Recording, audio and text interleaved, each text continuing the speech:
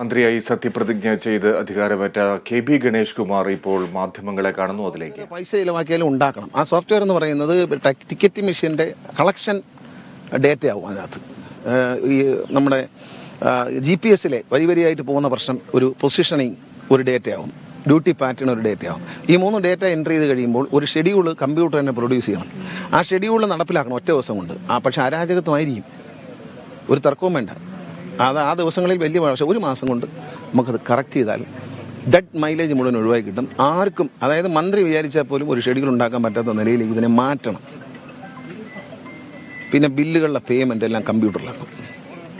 വ്യക്തികൾ കൈകാര്യം ചെയ്യുമ്പോഴാണ് എപ്പോഴും അഴിമതി നടക്കാൻ സാധ്യത. പണ്ട് ഞാനിതെല്ലാം കമ്പ്യൂട്ടറിലാക്കിയതാണ്. ബില്ലിൻ്റെ പേയ്മെൻറ്റും സ്പെയർ പാർട്സിൻ്റെ ഓർഡറും ഞാൻ മന്ത്രിയായിരുന്ന 2002 കമ്പ്യൂട്ടറിലൂടെയാണ് ചെയ്തിരുന്നത്. ആരും ശ്രദ്ധിച്ചില്ല, അത് പൊളിച്ചു കളഞ്ഞത് കഴിഞ്ഞപ്പോൾ. അന്ന് അത് ചെയ്യാതിരുന്നെങ്കിൽ ഒരു തരത്തിലുള്ള കറപ്ഷനുള്ള സാധ്യതയില്ല. ഒരാൾക്ക് അഡ്വാൻസ് ആയിട്ട് നിങ്ങളുടെ പേയ്മെൻറ്റ് നേരത്തെ തരാമെന്ന് പറഞ്ഞാൽ എനിക്ക് പൈസ വാങ്ങിക്കാൻ പറ്റില്ല. ആ കമ്പ്യൂട്ടർ വന്നു കഴിഞ്ഞാൽ കമ്പ്യൂട്ടർ പ്രിൻ്റ് ഔട്ട് ചെയ്യുന്ന എമൗണ്ടും ചെക്ക് എഴുതുന്ന ജോലി മാത്രമേ ഉള്ളൂ സ്റ്റാഫിന്. അങ്ങനെ പാടുള്ളൂ. ഞാനൊരു വെറുതെ ഒരു മെസ്സേജ് ചോദിക്കണം ആൾക്കാരത്. സ്വകാര്യമായി നടത്തുന്ന ഒരു ഹോട്ടലാവട്ടെ, ഒരു സൂപ്പർ മാർക്കറ്റ് ആവട്ടെ, ഉടമസ്ഥൻ സ്ഥലത്തില്ലാതെ ഏൽപ്പിച്ചിട്ട് പോയാൽ അവിടെ ചോർച്ച ഉണ്ടാവും.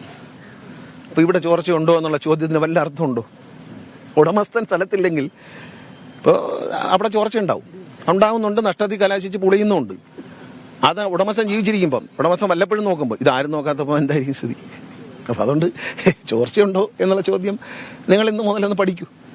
ചോർച്ചകൾ ഇതുപോലെ ഞാൻ ഉദാഹരണങ്ങൾ പറഞ്ഞു തന്നില്ല. അത്തരം ചോർച്ചകൾ പരിശോധിച്ചാൽ മതി.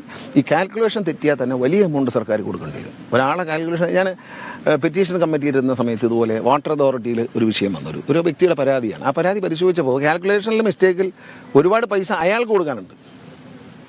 ഒരു ക്ലറിക്കൽ മിസ്റ്റേക്കാണ്. ഒടുവിൽ അവർ സമ്മതിക്കുന്നുണ്ട് ഒരു ക്ലറിക്കൽ മിസ്റ്റേക്ക് പറ്റിക്കൊണ്ടാണ് ഇയാൾക്ക് കൊടുക്കാത്തതെന്ന്. അയാൾ നീതി തേടി വന്ന ആളാണ്.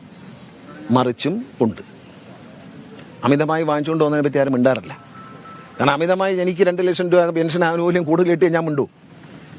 എനിക്ക് 50 രൂപ കുറഞ്ഞാലേ ഞാൻ വരത്തുള്ളൂ, ഒരു പരാതിയുമായി വരത്തുള്ളൂ. അപ്പം കിട്ടിയവരും ഉണ്ടായിരിക്കുന്നുണ്ട്.